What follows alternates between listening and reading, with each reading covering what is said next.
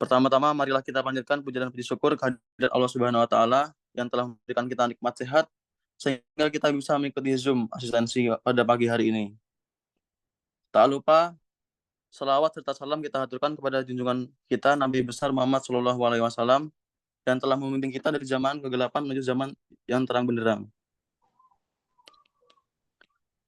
Langsung saja pada hari ini matkul yang akan diasistensikan yaitu adalah matkul manajemen keuangan yang akan dipandukan oleh Kang Mas Gavinda selaku tentor. Namun sebelum masuk pada pemaparan materi asistensi, Kang Mas Mbak Ayu, Dimas Diajeng mohon untuk mengisi absen terlebih dahulu. Link absen ada di kolom chat.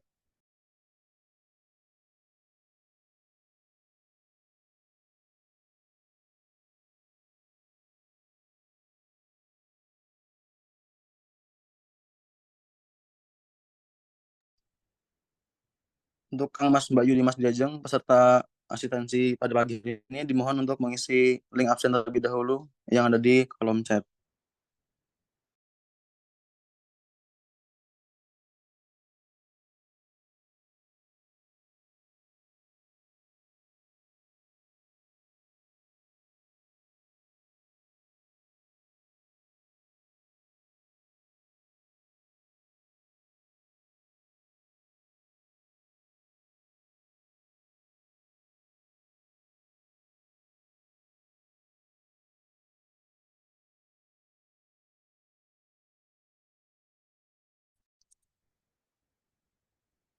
Untuk Kang Mas Bayu Dimas Jajeng yang belum mengisi absen segera mengisi ya, ditunggu sampai jam 10.10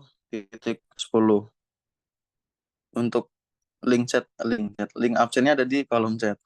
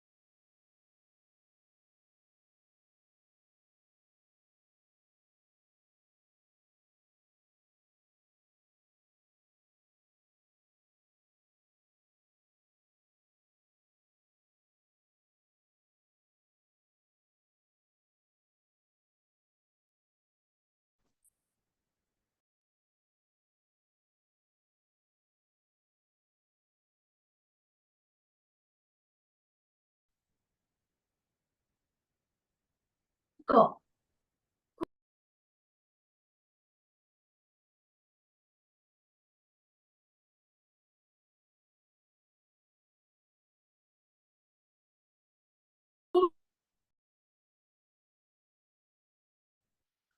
Dirasa Kang Mas Bayu Dimas Jajeng sekalian sudah mengisi link absen, langsung saja kita masuk pada pemaparan materi yang akan disampaikan oleh Kang Mas Gavinda.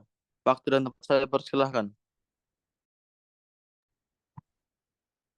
Baik, terima kasih atas waktunya. Tolong share screen dong. Nah, baik. Sebelumnya, Assalamualaikum warahmatullahi wabarakatuh. Alhamdulillah, syukur atas kehadiran Allah Subhanahu wa Ta'ala, yang dimana kita bisa kembali pada room Zoom pada pagi hari ini. Selamat sehat walafiat. Amin. Sebelumnya izin memperkenalkan diri. Nama aku Gavida Miko Septiawan, di sini sebagai tentor yang akan memandu kalian dalam pemahaman tentang soal UTS tahun lalu tentang asistensi manajemen keuangan secara tepat. Nah, di sini kan asistensi ya, berarti di sini kita berlatih atau latihan tentang soal tahun lalu ya. Mungkin bisa next. Nah, langsung saja ya, tanpa buang-buang waktu. Untuk soal yang pertama, Ini kan dijelaskan selembar saham memiliki tingkat pertumbuhan yang diharapkan sebesar 5% per tahun secara konstan. Jadi pada sebuah perusahaan itu ada selembar saham yang diharapkan tumbuh secara konstan sebesar 5%. Saat ini, saham tersebut memberikan dividen tahunan sebesar 400 per saham. Jadi, harga saham tersebut didividenkan mendapatkan nilai per sahamnya itu 400 per saham. Lalu di sini dijelaskan juga atau kita disuruh untuk mengasumsikan bahwasanya tingkat diskonto yang relevan adalah 12%. Baik, tadi kan kita udah ada 3 hal. Yang pertama yaitu tingkat pertumbuhan yang diharapkan. Yang kedua, dividen saham sebesar 400 per saham. Lalu asumsi bahwasanya diskonto relevan sebesar 12%. Di sini ada 2 pertanyaan. Yang pertama yaitu berapakah nilai saham biasa? Yang kedua, jika saham ini dijual sebesar 7.500, apakah Anda atau dari kita sendiri untuk membeli saham tersebut? Dan mengapa alasan kita untuk membeli saham tersebut? Langsung saja pada pembahasan yang pertama kita mencari berapa nilai saham biasa. Diketahui tadi udah aku belum. Nah, tadi kan ada 3 hal. Yang pertama tingkat pertumbuhan saham 5%, tingkat dividen saham 400 per saham, tingkat diskonto relevan sebesar 12%. Nah, kita ditanya ini tentang nilai saham biasa. Kita jawab, kita masukkan rumus P sama dengan DO. Itu DO-nya O kecil ya, bukan O besar gitu. Nah, DO buka kurung 1 ditambah G tutup kurung per buka kurung K dikurangi G tutup kurung. Nah, itu rumusnya. Lalu langsung saja kita masukkan nominal yang tertera. DO itu 400 per saham. Lalu buka kurung 1 plus 5%. 5%-nya itu G. Tutup kurung per buka kurung 12% kurangi 5%. Tutup kurung. Nah, di sini kita langsung hitung saja. Aku saranin kalian nanti waktu UTS kalian pakai itu eh, kalkulator yang saintik. Aku lupa naruhnya di mana, aku belum bisa nyari ngasih contoh. Ya pokoknya itu kalkulator yang ada tombol banyaknya itu biar mempermudah kalian untuk mengerjakan. Jadi kayak nyantumin nilai-nilainya langsung cepat gitu dan ketemu jawabannya. Nah, ini langsung saja 400 buka kurung 1 plus 5% tutup kurung itu hasilnya 420. Lalu untuk yang bawahnya itu 12% dikurangi 15% sama dengan per 0,114. Namun apabila kalian udah punya buku manajemen keuangan yang ini, yang warna coklat seperti ini sebenarnya udah ada beberapa contoh rumus serta pengerjaan di dalamnya. Karena itu kemarin aku lihat ada kayak itu loh, kan itu kan ada tertera 400 buka kurung 1 plus 5% ya. Nah, 5%-nya itu dibuat 0, sekian sekian. Tak rasa kalau semisal dibuat 0 sekian sekian itu bakal membingungkan kita semua gitu. Langsung saja kita hitung 400 sekian sekian 5%, langsung tulis persennya saja. Nah, lanjut tadi sampai 420 per 0,114. 420 dibagi 0,114 sama dengan 4.200. Jawabannya itu untuk nilai saham biasa. Mungkin sampai sini bisa dipahami karena rumusnya ini simple juga. Saya rasa kalian juga bisa. Mungkin next. Nah, tadi kan kita ketemu jawabannya untuk saham biasa itu 4.200. Nah, untuk pertanyaan yang kedua, yang B, itu apabila harga saham dijual dan bernilai 7.500, apakah dari kita sendiri ingin membeli atau dari kita sendiri akan membeli saham tersebut? Perlu kita identifikasi terlebih dahulu untuk saham yang ingin kita beli, itu dijawab di sana, apabila saham dijual di harga 7.500, maka saham tersebut termasuk dalam kategori sebuah saham yang dikatakan mahal, atau sebuah saham yang overvalue, saham yang mahal. Kenapa kita mencari nilai saham biasa terlebih dahulu? Itulah gunanya nilai saham biasa menjadi perbandingan harga saham yang dijual itu. kita sudah mengetahui harga saham biasanya itu sekitar 420. Tapi kenapa pas dijual harganya 7.500? Itu kan termasuk kayak mahal banget. Sedangkan harga saham yang sebenarnya itu 4.200 per saham gitu. Nah, lanjut, karena nilai yang sebenarnya hanya 4.200 per saham, sebaliknya, jika harga saham ini di bawah 4.200, jadi kayak sahamnya itu kan harga aslinya kan 4.200, namun ada sebuah perusahaan atau PT lah, itu menjual sebuah saham yang harganya itu di bawah lagi. Nah, itu bisa dikatakan saham yang murah dan layak untuk kita. Saham itu saya ingatku di materi semester berapa ya, semester 5 yang teori portofolio, nanti kalian akan belajar juga tentang saham-saham. Saham itu ada kondisi naik dan turunnya. Itu tergantung dari perusahaan yang di sana. Nah, sampai sini apakah ada pertanyaan? Oh, belum ya, belum ada pertanyaan. Mungkin saya dipahami dari kata-katanya tadi dari awal kita mencari pertama kita mencari saham biasa terlebih dahulu. Lalu setelah kita mengetahui saham biasanya, lalu kita lanjut ke soal yang kedua yang dimana dari soal kedua itu menanyakan eh, apabila sebuah saham dijual sekitar segini, apakah kita mau membeli? Ternyata oh tidak, ternyata saham itu overvalue gitu, tidak layak untuk dibeli, terlalu mahal. Dan saham yang sebenarnya itu 4.200. Seperti itu, mudah dipahami, mudah dikerjakan. Nah, mungkin next. Nah, untuk soal kedua ini perhatikan ya. Di sini tertera obligasi X. Aduh, obligasi X memiliki nilai $1.000 dan membayarkan kupon setengah tahun sebesar belum. Sabar tuh. Obligasi X memiliki nilai nominal $1.000 dan membayarkan kupon setengah tahunan sebesar 6% selama 5 tahun. Asumsikan bahwa tingkat diskonto yang sesuai adalah 12%. Di sini ditanyakan berapakah nilai obligasi tersebut. Nah, kita identifikasi terlebih dahulu. Kita ketahui obligasi X terlebih dahulu. Obligasi X sama dengan $1.000. Nah, Mas, kok kenapa itu dicantumin 16.270.350? Nah, gini ya teman-teman. Kalau kalian mengikuti berita itu ada pertumbuhan saham yang dimana, kok pertumbuhan saham ya? Enggak. Itu perbedaan dolar Amerika ke rupiah. Dulu kalau misal kalian ingat satu dolar itu harganya 15.000. Ingat? Ya ingat lah pasti.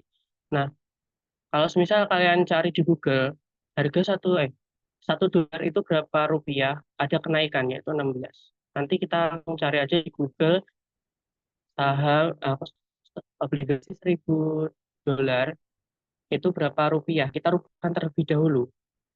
Nah, lalu kita identifikasi juga kupon. Kuponnya itu berapa? 6%. Lalu waktu pembayarannya, jangka waktunya itu berapa? 5 tahun.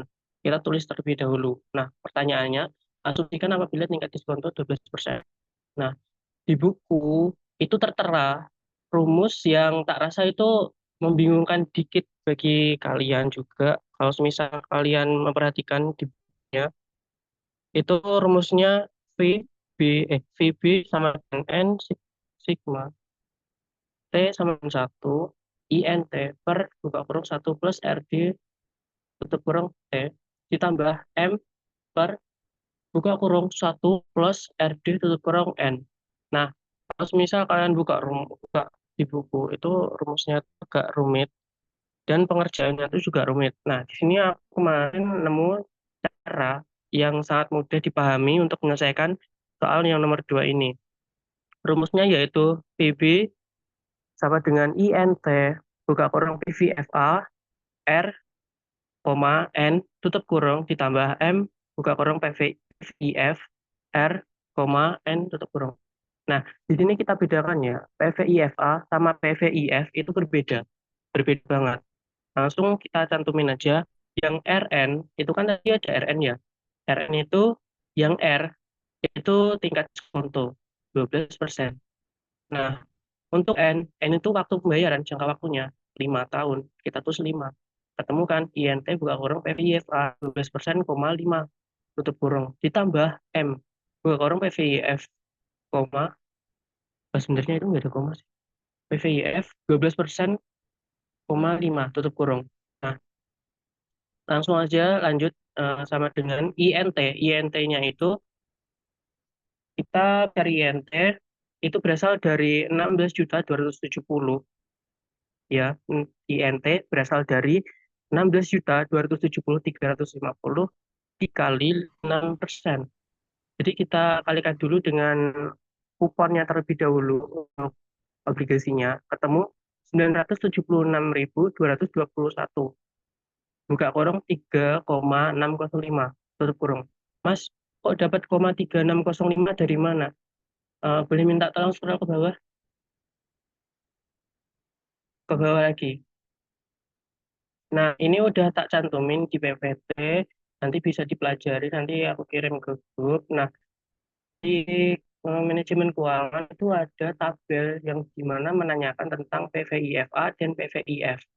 Kalau misal diskontonya itu 12%, terus jangka waktunya 5 tahun, langsung saja kita lihat 12%. Ketemu kan 12% di bagian mana? Nah, di bagian itu. Lalu kita luruskan dengan 5 tahun, periodenya 5 tahun. Ketemu 3,605. Udah kan?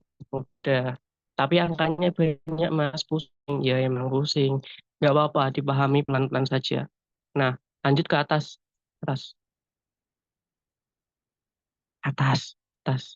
Oh, nah, tadi kan udah ketemu 976.221. Buka kurung 3,605, tutup kurung, ditambah. Nah, untuk INT, INT itu hasil dari itu tadi 16.270.350 dikalikan persenan. Nah, dapatnya itu.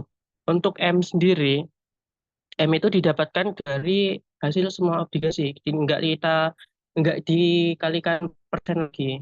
Langsung tulis saja. Nah, lalu tadi kan udah PVIFA, langsung PVF. Nah, kita cari lagi juga.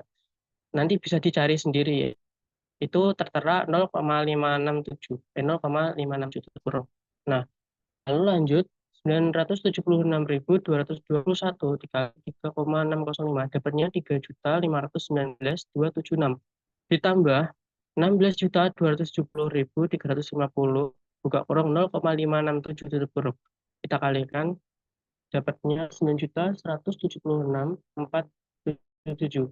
Kalau misal kalian kayak mikir 976.221 dikali, langsung dikasih tanda kali, itu salah ya. Langsung di kalkulator aja sesuai kayak gitu. 976.221 buka kurung 3, sekian sekian langsung ketemu hasilnya. Nggak usah di kayak kali-kali gitu. Aku cuma menyebutkan kalau itu dikali. Tapi kalau misal di kalkulator itu beda persepsi juga. Langsung hasilnya dapat 12.695.753. Nah, tak rasa untuk yang rumus kedua ini lebih mudah karena mudah dipahami juga ketimbang rumus yang pertama pakai sigma-sigma itu. Biasanya dosen itu minta kayak ngasih rumus yang sigma-sigma itu. Tapi kembali lagi kalau kita mencermati kembali dari buku manajemen keuangan, kalau misal dari kalian sendiri beli atau pinjem, ada beberapa rumus di sana yang tertera, nanti bisa diperhatikan, dibaca lagi. Banyak-banyak baca juga. Nah, langsung next bawah. Tadi sudah ketemu ya nomor 2, langsung ke bawah.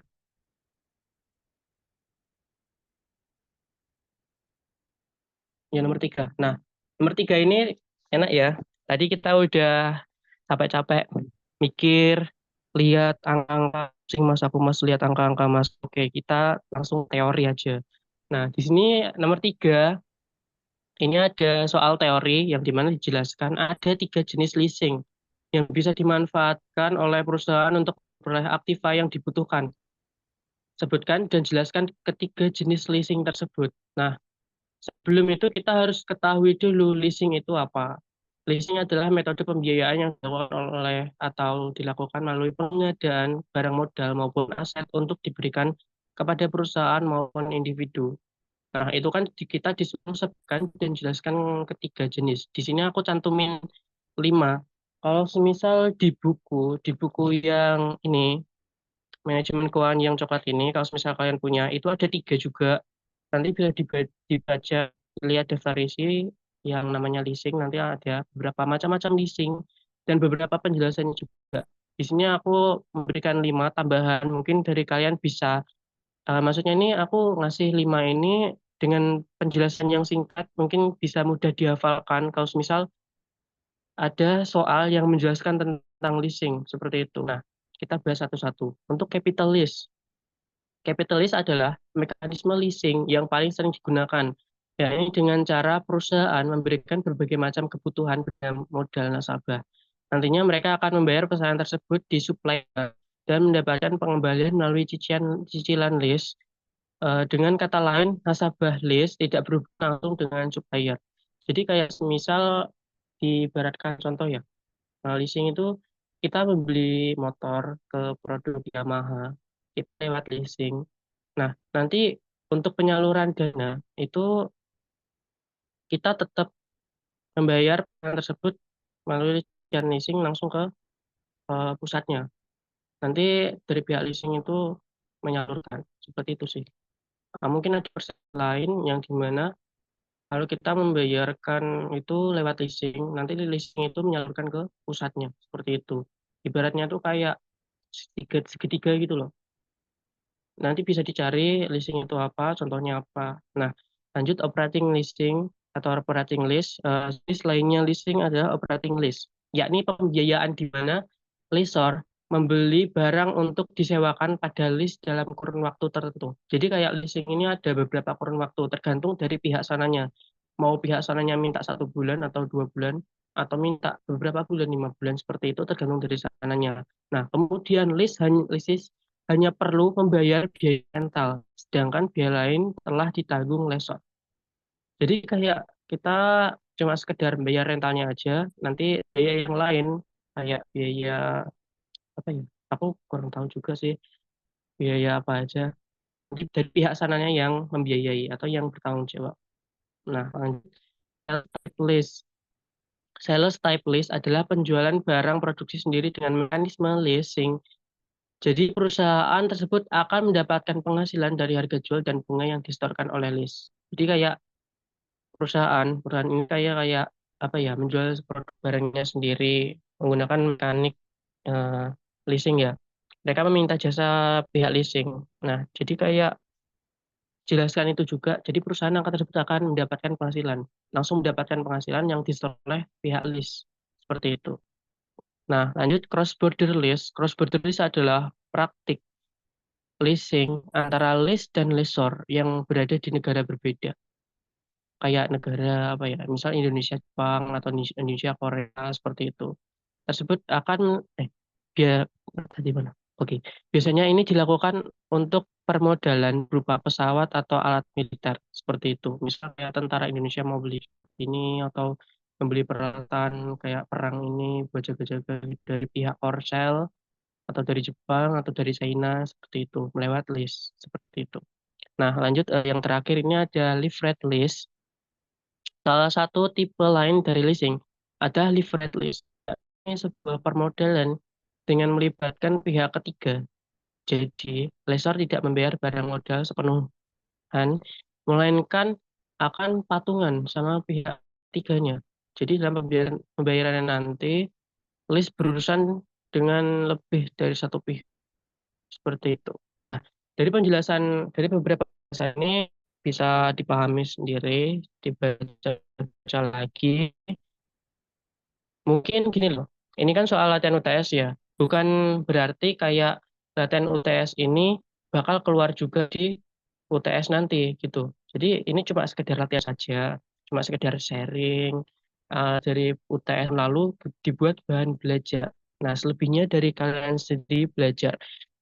Biasanya itu dosen ngasih kisi-kisi juga. Kalau dulu dosenku Bu Zulfa itu beliau juga ngasih kisi-kisi.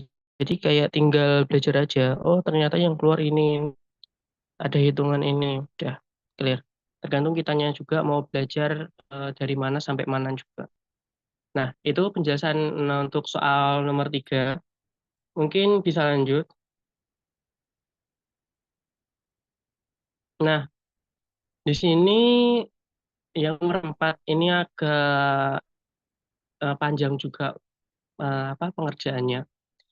PT Abdul Jabar Tbk 31 Januari 22 mempunyai posisi hutang dan ekuitas. Hutang dan ekuitas. Ekuitas sendiri itu modal, modal sendiri gitu.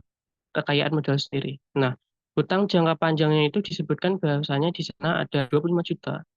Saham preferred ada 15 juta. Saham biasa ada 40 juta. Nah, kita jumlahkan dari total hutang dan ekuitas itu mendapatkan hasil 80 juta. Nah, biaya dari masing-masing komponen modal tersebut adalah sebagai berikut. Nah, untuk hutang jangka panjang sebesar 17%, untuk saham preferred sebesar 18%, saham biasa sebesar 20%. Nah, di sana juga tertera tarif pajak juga sebesar 30%. Nah, di sini kita disuruh untuk menentukan cost of capital atau WAC. Mungkin tak asing lagi bagi kalian eh, apa itu WACC. Mungkin udah kemarin-kemarin dari dosen kalian sendiri, manajemen keuangan udah diajarin. Mungkin ada yang belum, mungkin ada yang suruh belajar mandiri, nggak apa-apa. Di sini kita belajar bareng-bareng. Di sini dijelaskan WACC, average cost of capital, dengan pendekatan nilai rupiah atau dengan pendekatan proporsi modal. Lanjut. Nah, kita ketahui dulu, tadi ada apa aja yang dijelaskan di soal. Kita cantumin, biar tidak lupa. Biar enak kerjainnya. Diketahui, hutang hutang jangka panjang itu ada 25 juta. Saham preferred ada 15. Saham biasa ada 40 juta. Dan untuk total keseluruhan ekuitas, ekuitas itu udah aku jelasin modal sendiri atau modal kekayaan dari sebuah perusahaan atau seseorang.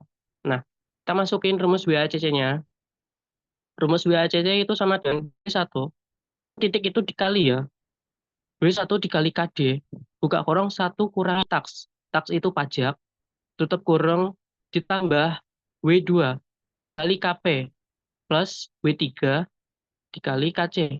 Nah, kita satu-satu dulu. Yang pertama kita W1 dikali KD. W1-nya apa? W1-nya itu hutang jangka panjang. Kita tulis. Hutang jangka panjangnya berapa? 20 juta. Lalu dibagi 80 juta. Kenapa? Dari harga atau seluruh dari penghitungan hasil dari ekuitas itu sendiri. Nah, lanjut untuk KD. KD itu kita langsung cantumin aja. KD itu biaya hutang jangka panjang sebesar berapa tadi? 17%. Nah, kembali lagi ke W1. W1 itu sama dengan 25 juta dibagi 80 juta. Dapatnya berapa? 0,3125. Paham kan?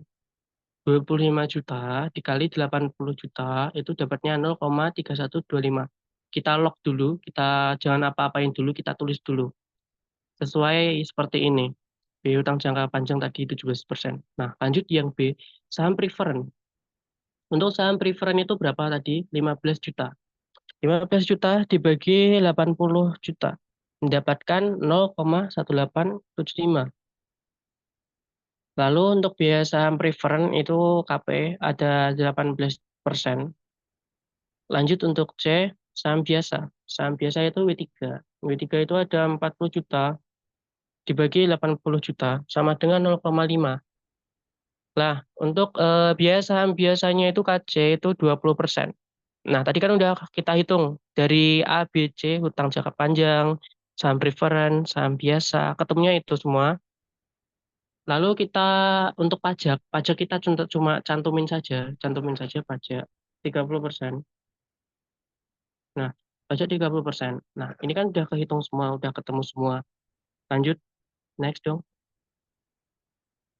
Nah, kita tinggal masukin rumusnya WACC. WACC sama dengan W1 dikali KD, buka kurung seperti yang tadi. Buka kurung 1 kurangi taks, tutup kurung, ditambah W2 dikali KP, ditambah W3 dikali KC. Sama dengan buka kurung 0, ini aku kasih buka kurung tutup kurung biar sedikit mempermudah juga. Kalau misal nggak dikasih itu kayak nggak enak gitu loh buat ngitungnya. Pertama kita hitung dulu buka kurung 0,3125 dikali 17%. buka kurung 1 min 30%. 1 min nih, 1 kurang 30%, tutup kurung lagi, ditambah buka kurung dan seterusnya. Kita cari hasilnya. Bentar, bentar ya. Nah, hasilnya itu kenapa dapat 0,0371? Itu karena pertama kita kurangi dulu. Satu dikurangi 30%. Pertama kita rubah dulu persennya itu menjadi koma. Jadi 0,3. Jadi 1 dikurangi 0,3. Maaf, sebelumnya nggak aku cantumin 0 komanya berapa.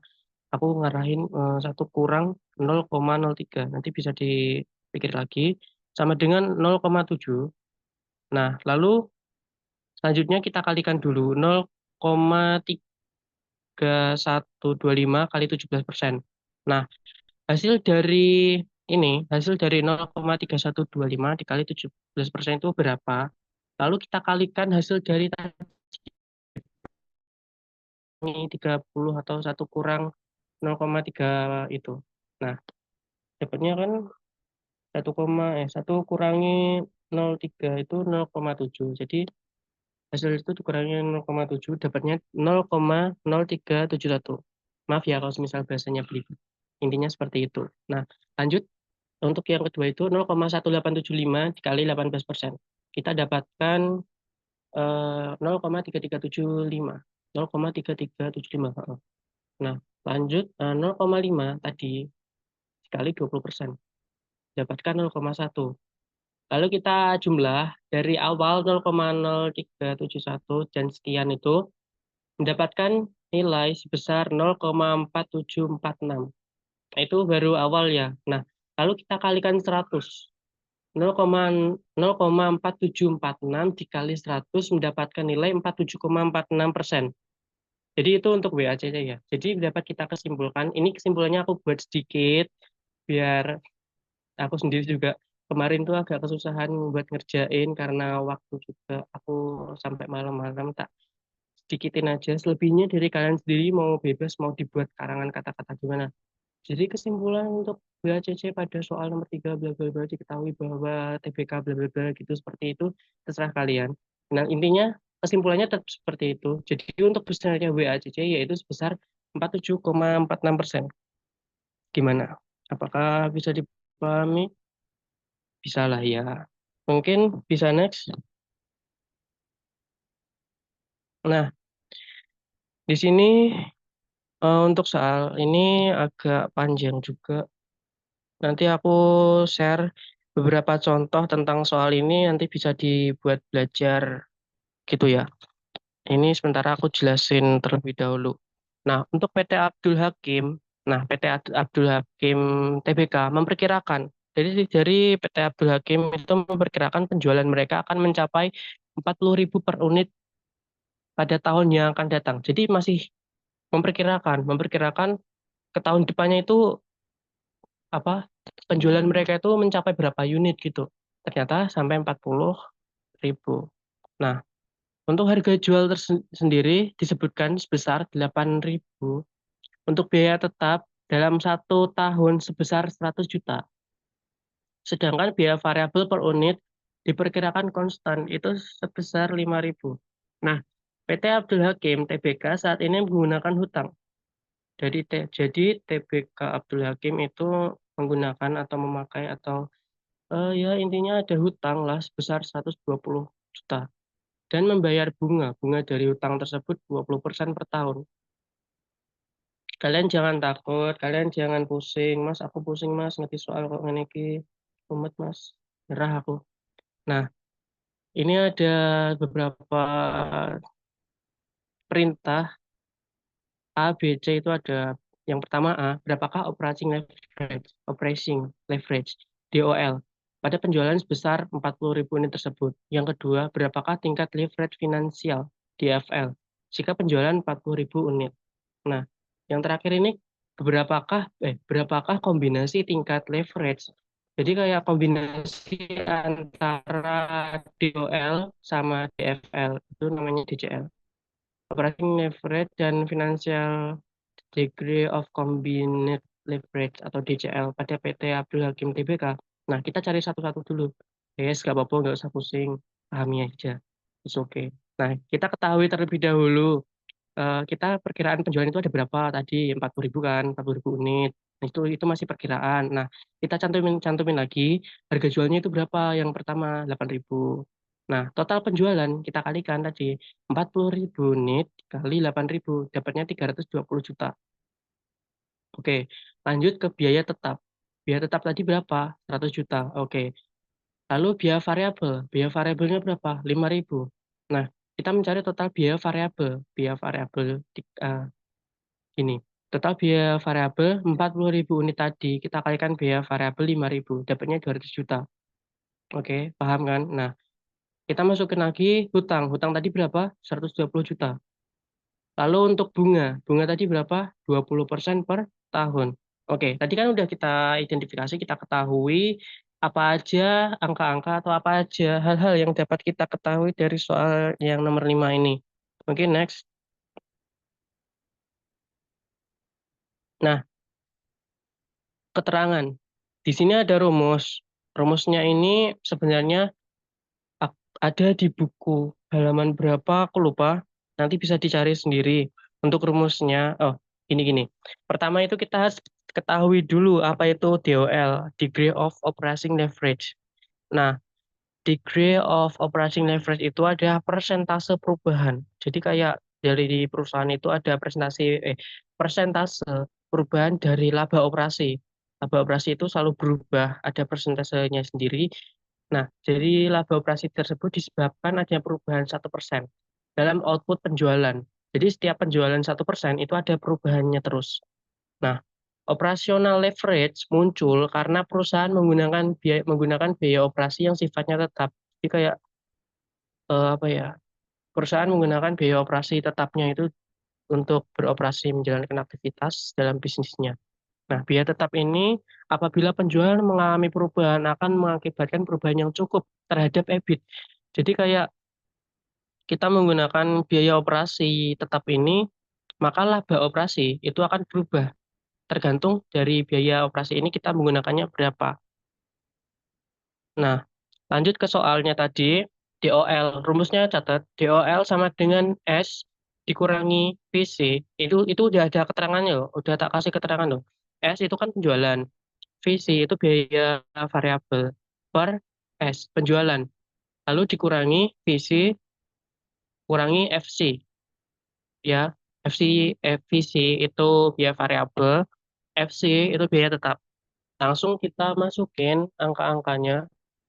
Kita masukin angka-angkanya untuk DOL. DOL itu kan yang pertama S penjualan. Penjualan tadi berapa? 320 juta.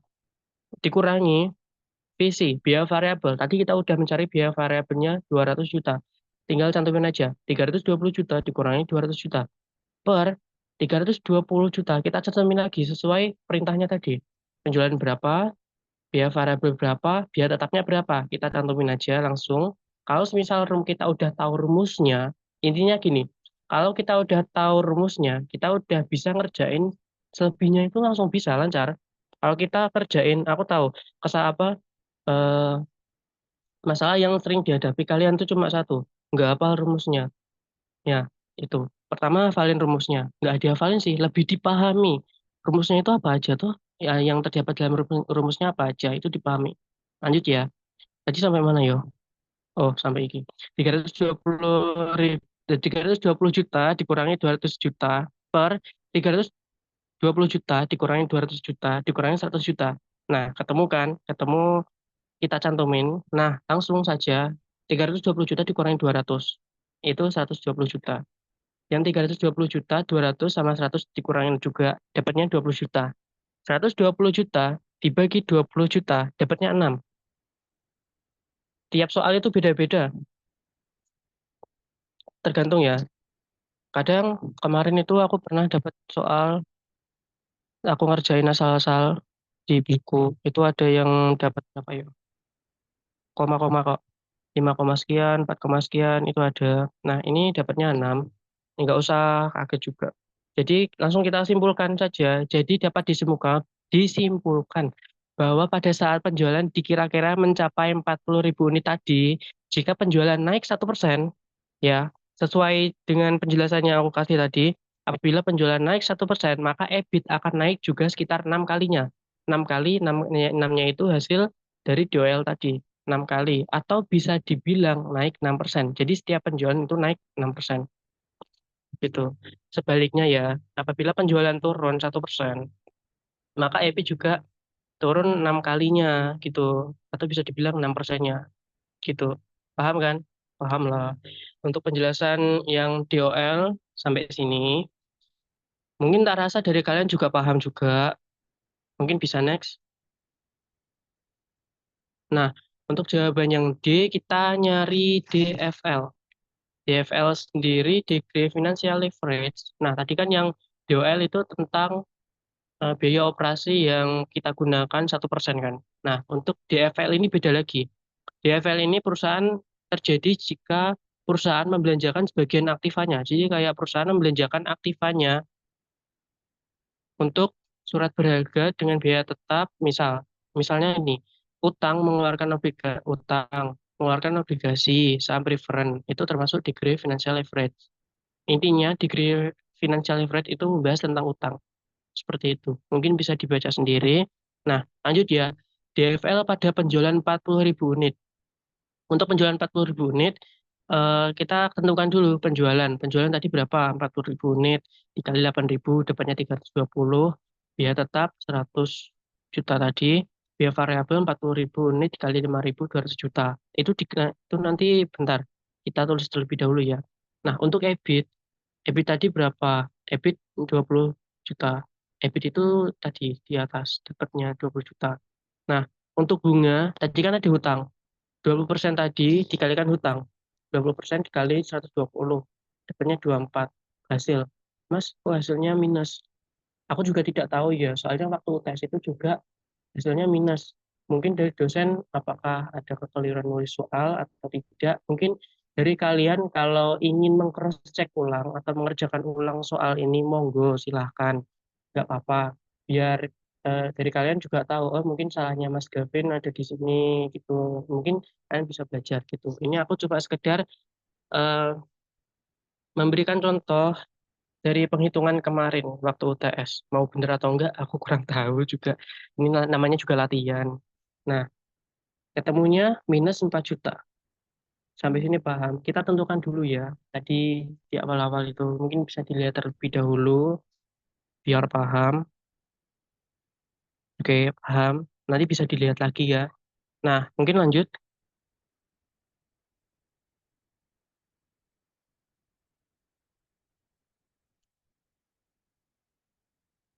Lanjut dong.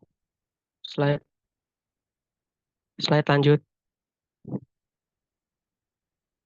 Nah, untuk jawaban B, DFL ya. Untuk rumusnya itu EBIT dibagi, EBIT dikurangi bunga. Tadi kan minus 4 juta ya. Minus 4 juta dibagi minus 4 juta dikurangi bunganya tadi berapa?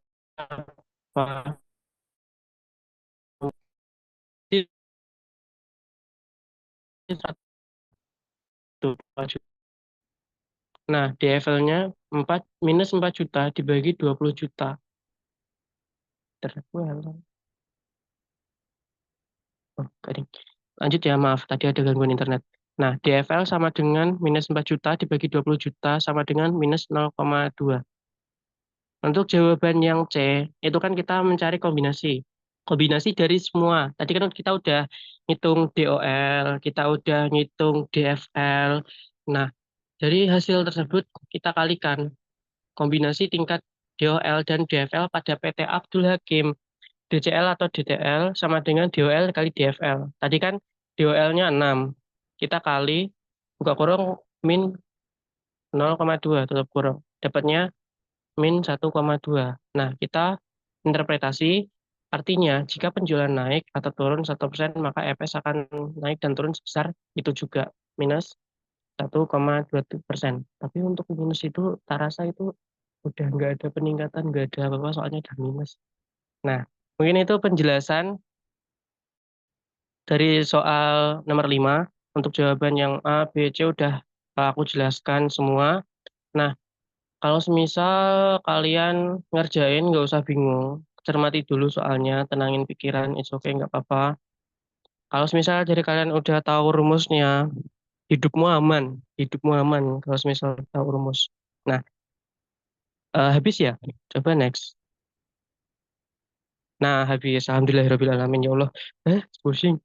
Nah, Hmm. itu tadi sudah aku jelasin dari awal sampai akhir. Dari awal soal tentang saham biasa, terus obligasi, soal teori, lalu ada yang nomor 4 itu apa ya? PT-PT lah pokoknya.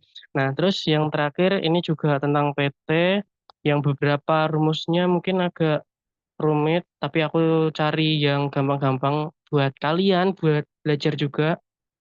Nah, mungkin dari awal sampai akhir, apakah ada pertanyaan?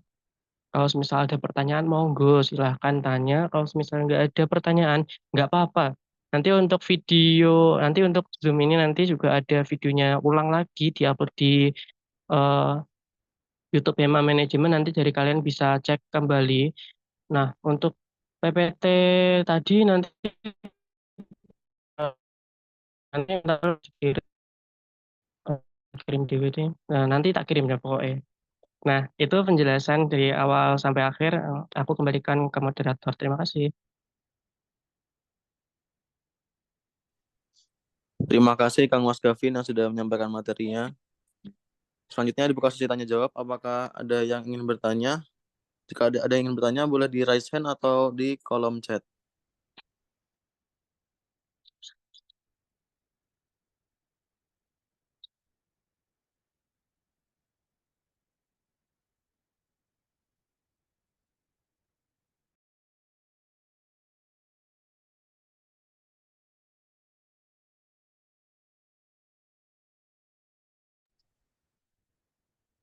Izin bertanya Karena ya silakan Mbak. mengenai soal nomor 2 itu dapat 3,605 sama 0,567 itu dari mana, Mas? Makasih. Oh, dapat itu toh. Anu, saya screen lagi, Neng. Tolong share screen. Tadi di tabel PVIFA. Nomor 2, nomor 2, nomor 2, tabel nomor 2, Nah, 2. Tadi pertanyaannya apa? Dapat 3,605. Iya, Mas. Nah, untuk 3,605 itu sebenarnya udah tercantum di tabel.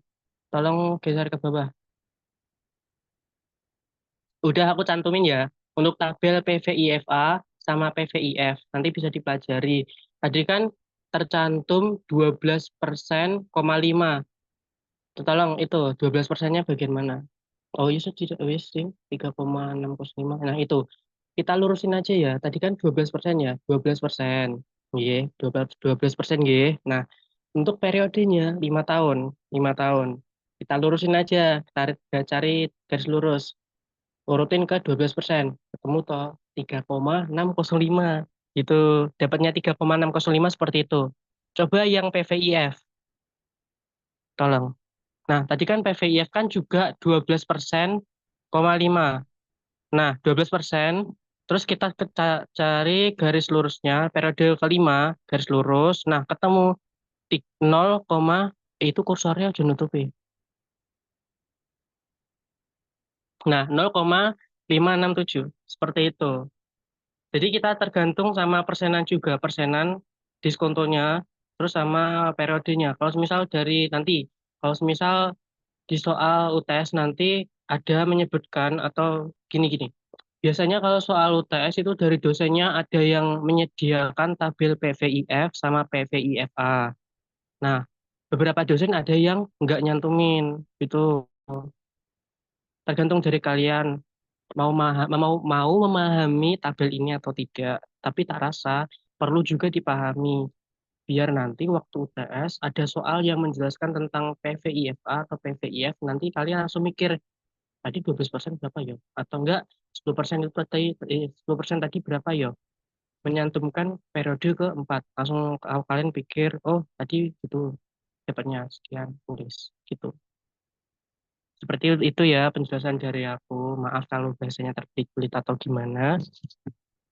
Mungkin ada pertanyaan lagi, monggo nggak apa-apa. Atau ada yang masih bingung. Gimana, udah terbantu belum? Sudah, Mas. Terima kasih. Oke, sama-sama Zahra. Mungkin ada yang mau bertanya lagi atau gimana, monggo nggak apa-apa.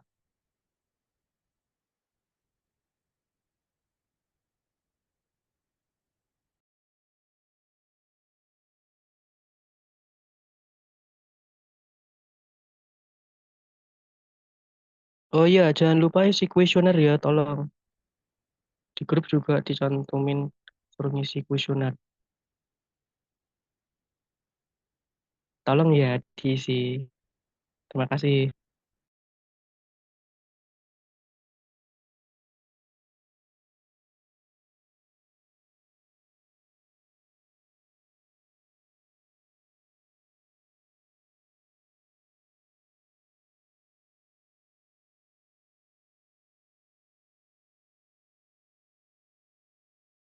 Gimana, apakah ada yang mau bertanya lagi?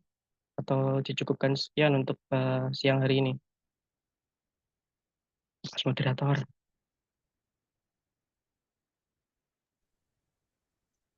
Gimana Kang Mas Bayu Dimas Jajeng, apakah sudah cukupkan untuk sesi tanya jawabnya? Jika sudah cukupkan, maka selanjutnya saya meminta untuk para peserta mengisi link kuesioner terlebih dahulu ya, yang ada di kolom chat.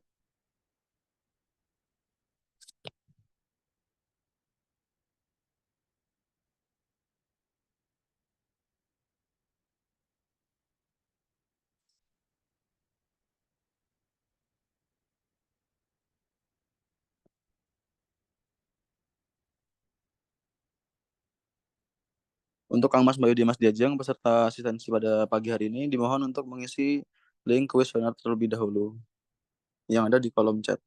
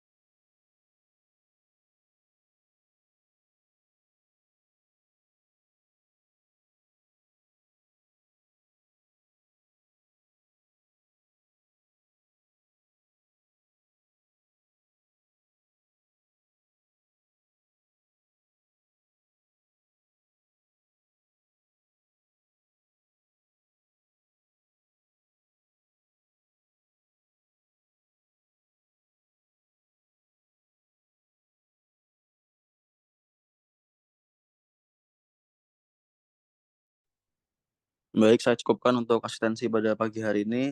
Terima kasih kepada Kang Mas Gavinda sebagai tentor, dan terima kasih juga kepada peserta yang telah mengikuti asistensi pada pagi hari ini. Saya Alfian sebagai moderator pamit undur diri. Salah hilaf mohon maaf. Wassalamualaikum warahmatullahi wabarakatuh. Waalaikumsalam warahmatullahi Warahmatullahi wabarakatuh. wabarakatuh.